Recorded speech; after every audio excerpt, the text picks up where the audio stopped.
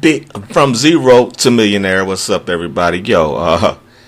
Amazing. I just got through watching this Robert Kiyosaki video of him talking about. I'm gonna put the link in the description. It says the title is "This is how you can make money with nothing."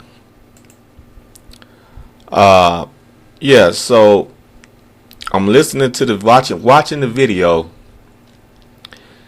and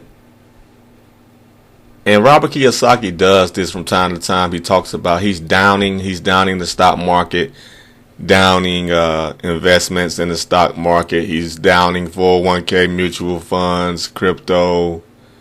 He downs it all. But yet he has Bitcoin though. He's bought Bitcoin, but he's a hypocrite. Anyway, he's downing the stock market. And he believes in basically just borrowing money to buy real estate, and don't sell your real estate because you'll get taxed on the capital gains, but continue to borrow money off what you would have sold it for, off the worth of it, and use that money to buy more instead of selling that property. Just borrow what the real estate is worth, what the property is worth, and use that money. And his justification in that is that you don't get taxed on it. You don't get taxed on it. So keep borrowing, buying more assets, and don't sell the assets. Just collect the cash flow from the assets and continue to borrow against the assets. Well, that may be, fine and dandy. I think that's fine and dandy to a person with a lot of money already. Like a person with millions of dollars, or somebody with six figures. I wouldn't do that. Personally, I don't think it's wise for somebody with $5,000, $10,000 in their bank account to go out here and borrow money and buy real estate. You got to know what kind of real estate to buy. But let's say just a single family home. You got $10,000, and let's say you borrow in a house. Let's say that the single family home is like $50,000, and you go to the bank and you borrow $50,000, and now you got to find a tenant, and let's say the cash flow from that, you're getting $200 cash flow. So the tenant is paying you enough money to pay the mortgage, and you got $200 left over a month. And you got $10,000 in the bank. All right. I don't think $200 cash flow. Me personally, and I know y'all may disagree, but I don't think $200 cash flow is worth the risk of owning this home and dealing with the maintenance issues that may come from it, dealing with the repairs, dealing with the tenants maybe damaging things, trying to find a new tenant. I always had a bad taste in my mouth about buying these type of homes, buying these rental homes. Now I love the concept of Airbnb. I would do that with an Airbnb and flip that in a minute. But a lot of these guys, how they get in trouble, they keep borrowing and buying more properties. And when the economy goes to shit, now people can't pay the rent. They move out. Now you stuck with that loan you got to pay. And a lot of times people try to grow so fast, and it catches up with them. The debt, and people It's hard to find renters. They gotta do repairs on the home. They're expensive repairs. You got to deal with tenants not paying, and it's just not worth the trouble of that little $200 a month profit that you're gonna get. The liability of that loan, you're responsible for that loan, the loan payments, So when shit starts crashing down, I know a person that I was talking to, this girl, and her father, that's how he lost it all, because he invested in a lot of property, and then shit started crashing, and the bank, he couldn't pay off the liability of those loans. He couldn't pay off his liabilities, so they took his property back. They took the property back, and they had to downgrade to living in an apartment. You know what I'm saying? But I just don't like that. I just don't like that. Those small margins. Maybe some other people would disagree. I mean, because you got to buy like 10 houses. You got to take out 10 loans in order to make a $2,000 a month profit. If all the cash flow was $200 on each house, $2,000 a month profit, and you carrying 10 houses, 10 loans, all at $50,000 each. That's $500,000 you're responsible for on the $2,000 a month, profit margin. I think that's just ridiculous. I think it's ludicrous. Now, in a good market, you would say, well, some of those houses you can sell, and you may get double the money. You may get $100,000 for let's say you get $100,000 for each house in a good market. Okay. So you can sell 5 of those homes, and you won't have no more expenses. All your expenses will be paid. Give or take. You know what I'm saying? But with all that, that's with all that, man, that could take 10 to 15 years for that to happen. And you can make like there's other ways to make a lot more money than with real estate. You know what I'm saying? I just don't think the profit margins are that great to risk that much liability. People are making 6 figures, 5 figures on YouTube with no loan liability, none of that shit. People are starting their own business. They not risking, loan liability and all that. I just think it's not. I really think it's not worth the risk, to be honest with you. Dealing with how I know people are, people don't really want to take care of things. People will trash your property.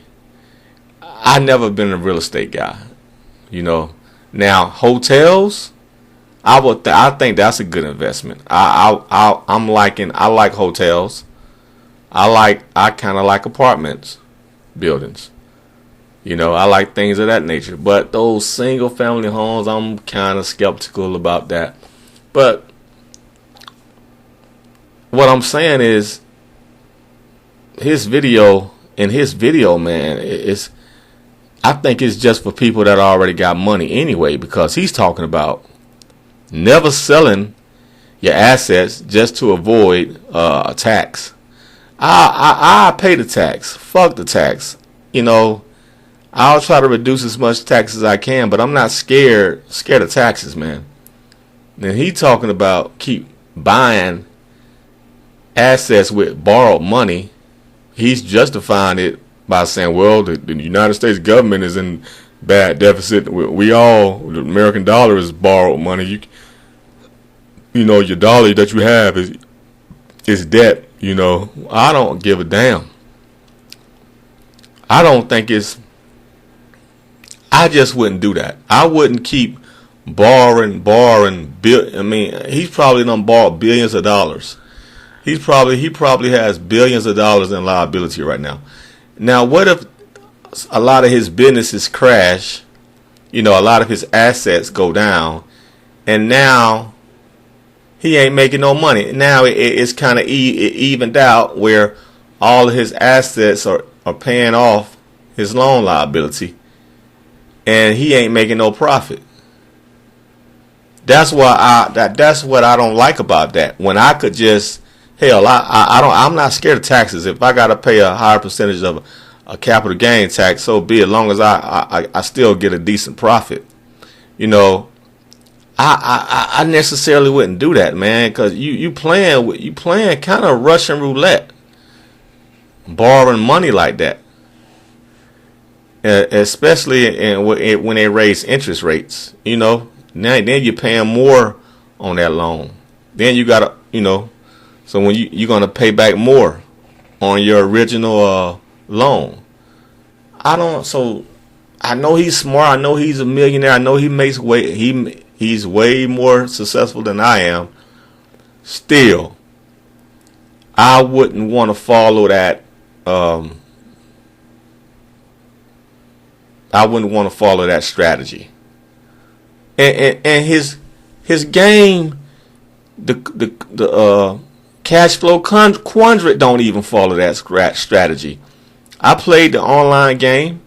It's a game. His game is online. Cash flow quadrant. It don't even follow his philosophy, because in the cash flow quadrant, it follows more of a philosophy that I think is smart and the right way to do it. Robert Kiyosaki talks bad about the stock market. It says it's BS and it's liability, but in his cash flow game, he has stocks. He has options where you can buy stock. Because I love playing the game, and I do buy stock at a very low price and sell high. And I'm successful at doing that in this game.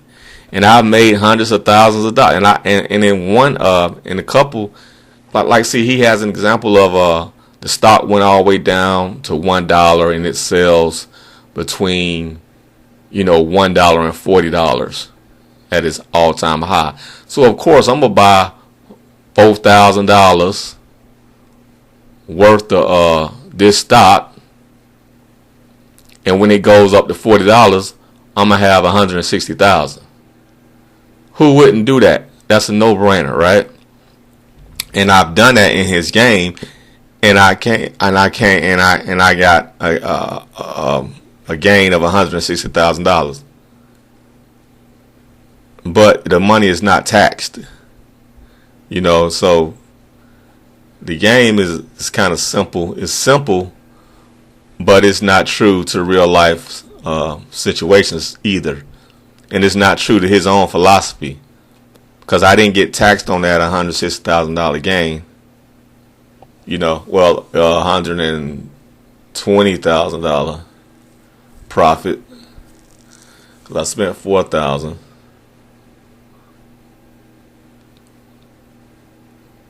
No, hold up. 136,000. 150. Well, you know what I'm getting. Goddamn. 150. 150. 160,000. Take away 4,000. What is that? 156. 156,000. Okay, so I got 156,000 gain. Anyway, man, I didn't get taxed on that. He has other examples of buying coins, or buying a gold coin for $500 and selling it for like $3,000. Then he has his real estate, buying houses, hotel, buying apartment condos, houses and stuff like that. Well, he talks bad about condos, but he got condos on his game. and the cash flow is positive, you know. But in a scenario in this game, I only had like $1,000, and I sold that stock, and I came out with 156,000. I came out with 166,000. You know, so thank God for that stock. So something that he's against, that he talks bad about in his video, I made 160,000 gain. And then I took that 160,000 and invested in big deals, in real estate deals, and pretty much beat the game, because now I got a lot of money. I didn't have to borrow money. I paid off all my liabilities, and that's another thing. In this game, it's best to pay off liabilities. It's best to pay off the loan. But in his video, he says he don't pay off the loan. He keeps borrowing more. Well, he pays off the loan, but he borrows more. He keeps borrowing. You know, he'll pay off the loan, but he'll borrow, you know, on other assets that he purchases. You know what I'm saying? But in the game, the best strategy to me is to pay off all your liabilities so you have less expenses. Find deals that have positive cash flow. Buy those deals. And how you win the game is your cash flow is greater than your expense. When your cash flow becomes greater than your expenses, you win the game. And then you go to the next level. Now you got 6 figures and you're buying franchises. You know, for $200,000, $6,000 cash flow. Franchise costs $200,000. You know, stuff like that. And you keep on going until you buy your dream, or you reach you reach a cash flow goal at the end. But that's the plan I would follow in his cash flow game. Is more of a suitable plan to follow than his advice on his video. Or just don't purchase stocks, don't get in. He talks bad about stocks and mutual funds and all that. Like I said, he talks bad about that. Basically just want us to invest. He didn't even talk in businesses, pretty much, and real estate, you know. But he don't really talk about buying businesses that much. He focuses more on just finding deals on real estate. But hell, I want to be like Shaq, an angel investor, where Shaq has bought like what?